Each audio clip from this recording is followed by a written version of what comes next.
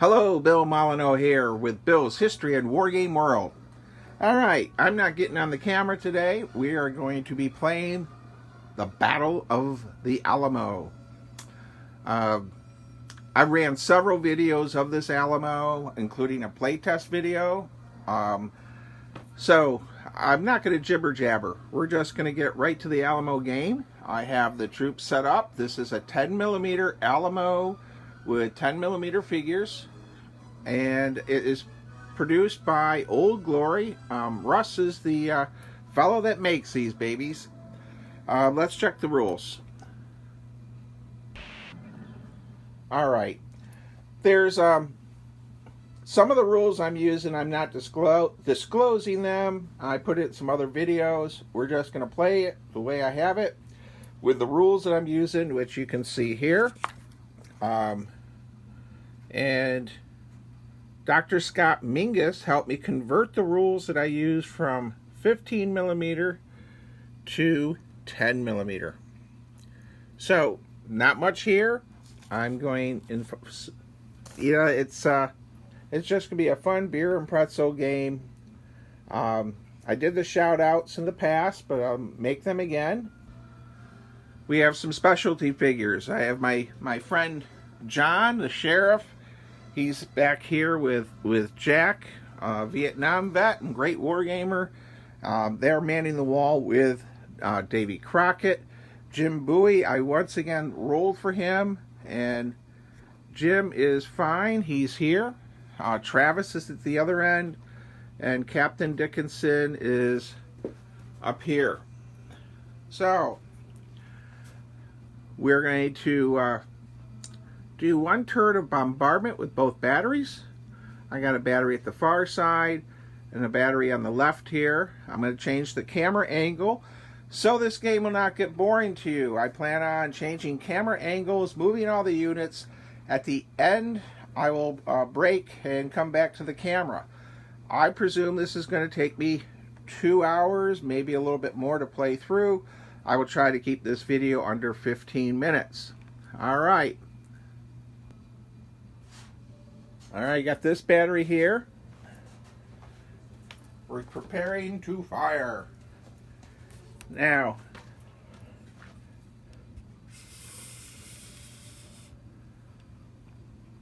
that gun battery is going to aim its target to knock this gun out. It gets a total of 6 dice. And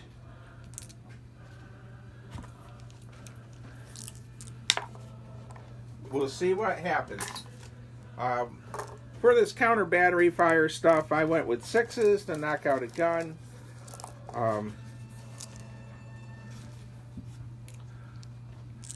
And it's a one-time deal. So that battery failed to do anything. Alright, we're going to move the camera to the other battery. Alright, you can see this battery. It's right here. It's going to lob some shells over at Travis. Let's see what happens. Let's knock out a gun. And alright, so we have a 6. Travis's gun is knocked out, and another 6 kills a crew member. So we have lost 1 artillery piece, and that represents my artillery bombardment. Alright, in Bill's world, I do things fun, fast, simple, not perfect. So, we're going to begin turn 1 and launch the first attack. Travis did not get killed. He's still alive. I'm going to change the camera angle. Alright, for our Mexicans, they're going to advance 2d6. I'm going to go ahead and roll those out. What I'm doing is I'm going to roll 2d6 per each area. I'm not going to do it per battalion. And I'm going to pause the camera. We'll come back. You'll be bored me rolling dice and moving all these trays. I think Eric Smith mentioned in my playtest video they look like little landing crafts. But they just help me move the troops. Alright, we are back to the Alamo. turn 1, the Mexicans have all moved. As you can see, they're advancing. These are my elite troops. They're my sappers. I have them in 2 groups together to chop through the abattis. And then I have quite a few lancers around the table to stab anyone trying to leave the Alamo. And also, once the abattis is gone, I'll try another cavalry charge. The last one was a disaster, but learned the lesson on that. Let's move the camera to the other side. Well, I'm very happy to say that my Mexican line actually made it to there. And I'm also playing the Alamo in the background. I'm hoping that I have it set so the music does not overshadow the game's narration. We're already at 5 minutes, and all I've done is 1 turn of movement. We're going to pause the camera here, and I'm going to resolve combat. Alright, we are back. I had, it took me almost 15 minutes to roll all the dice for those cannons, doing mostly 2d6 worth of damage, and you'll see little dice behind my trays. I'm using those to count the off-casualty points. Most of my Mexicans are based 5 figures to a strip, so if I lose 3 figures, for example, or I have a die out there. So, I'm going to move the camera around so you can see all the sections. So in this area, I don't know if you see my little ruler, but lost some figures here, big time, 5, 10, 15, lost 20, over 30 Mexicans died in this area alone. My musket's range is 6 inches and 3.5 for close and short, 6s at long range, and the 3.5 and under is 5 or 6s. Let's go take a look at the other side. Well, for Bill's History and Wargame World, this is where we're at on this side of the table. And I've already used up 8 minutes of your valuable time watching my video. So I'm going to go ahead and go through the next turn. We'll come back, show you where we're at. Breaking down even the movement, this video will be a couple hours long. So hold on, and we'll be back after this turn. We'll be back at the end of turn 2. Well, welcome back. You don't know it, but this is almost 35 minutes later, and a lot of actions happened, and I'm not exactly sure how good this 10mm shows up on the camera, but the redoubt was taken. I'll use the ruler. The redoubt was taken here. The abattis has been chopped away. They lost quite a few of their sappers, but Davy Crockett, Jack, and John are doing their best to hold out. So let's go take a look at the other 3 sides.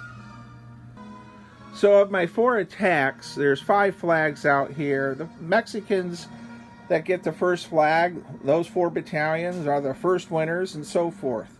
Probably can't tell, but the Texans have gotten pushed off of here, and the Mexicans are going up the wall there. They did not roll good enough to push these back in this area. And we have more columns coming in.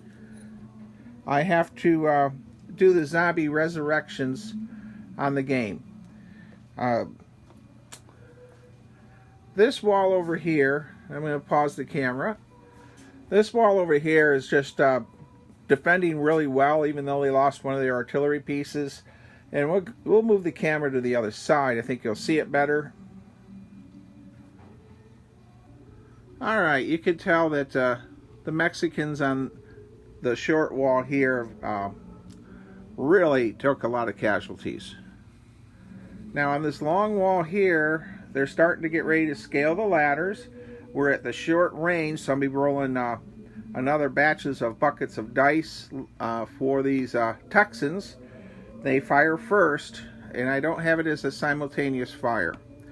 So if I can roll lots of 5 and 6s, there's a good chance 20 or 30 of these Mexicans on this side will be eliminated, but you know, there's a constant flow of more troops coming in from Santa Anna, and they got to put down this rebellion of these upstart Texians. All right, I'm going to pause it. We'll come back, and I'm going to go ahead and start the next turn. We'll come back at the end. Hold on. Welcome back, everyone. Wow. There was a point I hit the play button, I thought, and I didn't. I missed a little bit of a turn and a half, I believe, for my video. I'm playing the Alamo. So my wife Lisa called me for a couple things. I got a little distracted. Apologize. I do the best I can. I hope you'll understand that. I'm one guy, a camera in a basement, just having fun. So the Mexicans, in 2 more turns since I think I stopped the camera the last time, have totally overrun here. Jim Bowie, though, has made it over to there. Davy Crockett, and unfortunately the entire Tennessee boys and the Kentucky boys, they're all gone, and Jack and John has perished with Davy Crockett. I cannot believe how many 6s the Mexicans rolled to score hand-to-hand combat hits there. All right, let's move the camera around a little bit more. Okay, on this side, I did pretty good at one point for the Texans, but the firepower, the Mexican stands get 5 dice, needing 6s at a range of anything between 0 and 6. And there's just so much firepower coming. I started moving my Texans. They rolled 3d6, and unfortunately I rolled 4. So they only could move like 4 inches this last turn. And I take an inch off to climb up or down something. So they're trying to run away from this area, but not very fast. And let's hit the far walls. All right, this entire 2-column section was totally wiped out. They've been rebuilt. They're ready to launch again. When I lose 5 full bases of the same color, I have blue, red, white tassels, and black. I guess there's 4 colors. When I lose 5 bases of a particular color, I restart them and they advance again. On this wall here, I guess I need to pause it. Well, as you can see here on this wall, the Texans are holding out in some areas. I really need to probably start moving them off this wall. But with the Mexicans coming in from behind them, I was sort of surprised Davy Crockett and the fellows lost so quickly over there. I didn't anticipate that. All right. I'm going to move the camera around again. So,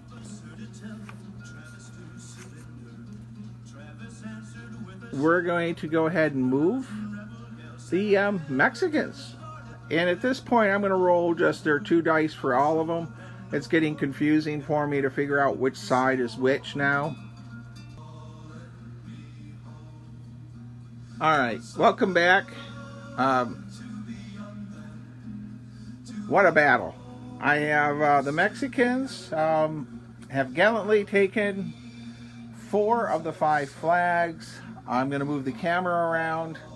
I've been playing for 2 hours and 20 minutes. However, I had a couple interruptions.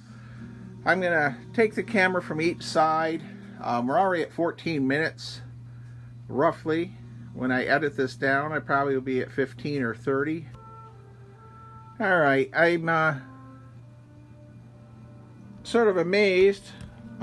This game went much better than the last one. I still have some Texans alive, by the way, in several locations.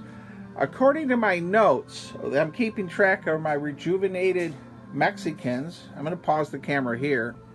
My Mexicans have captured 4 of the 5 flags, but the rejuvenation of more Mexicans and all, this is really, I'm going to say, a Texan victory.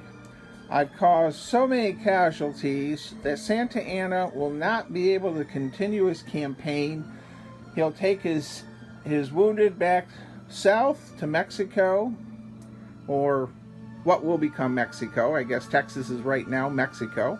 It's just a province of Mexico. And we're going to do some more shots, but the new rules, I think, worked really well. And hold on. Now, as a disclaimer on these rules, there's another wargaming channel that's superior, and they're going to be running an Alamo game and their rules. I use their rules, and I already actually had those rules on a piece of paper from the old days when I wargamed in Gettysburg from a man named Ron, the Snyder Pretzel guy, which we have a old long history together from a zillion years ago. So I'm not going to go into much more detail on that, but I had a great time. Scott Mingus really helped with this, adjusting the rules from 15 to 10s. And here we are at the other side. Now I'm going to get the close-up camera and get down close here. All right, and we'll call this a Texan victory. I'll get up close. You'll see where my Texans have held out. And we have 467 Mexicans. Looks like we're rejuvenated. Hold on. All right. I neglected to melee Jim Bowie in 2 past turns. I didn't roll any hits. I have Jim Bowie killing on anything but a 1, so he was doing quite well. The sappers and all are inside, but look we still have Texans here and there. Now up here, I had them fall back to these buildings, and I had chips. I was going to mark them if they went inside, but I didn't bother doing that. If I was playing this with some other guys in the wargaming group or something, still have a good little batch of Texans here. My big 18-pounder, it fires 2 dice now, though. It's run out of the nails and stuff, so it's not firing as effective, but it's still functioning with Captain Dickinson. And over here, I have one heck of a lot of Texans still alive, and they still have their flag. And they put such a huge hurt on those columns that they started pushing that way. I think I rejuvenated them 3 times. So 10 millimeter Alamo, in all hindsight, very nice, but I really think I'd enjoy 54 millimeter Alamo better. I know several people that have the 54 millimeter Alamo, and just about 2 hours, I'm going to say playtime. It's sort of hard to guess because I had to do some odds and ends for the wife. A happy wife is a happy life. So, I hope you enjoyed this Alamo video. I'm going to try to trim it down from all the different segments that I cut and paste down to around 20 minutes. I think I have around 40 to 50 minutes worth of video time. So, leave your comments, and don't forget March 4th, I will be at the Braddock's Battlefield History Center in Pittsburgh, Pennsylvania, for a French Indian War tour of the battlefield of Monongahela. Thank you, everyone. Thanks for watching my channel. Please remember to subscribe and let people know that I have a playlist with hundreds of great historic sites, mostly French Indian War, but others too. Stay safe, be kind, be courteous, and most of all, remember the Alamo.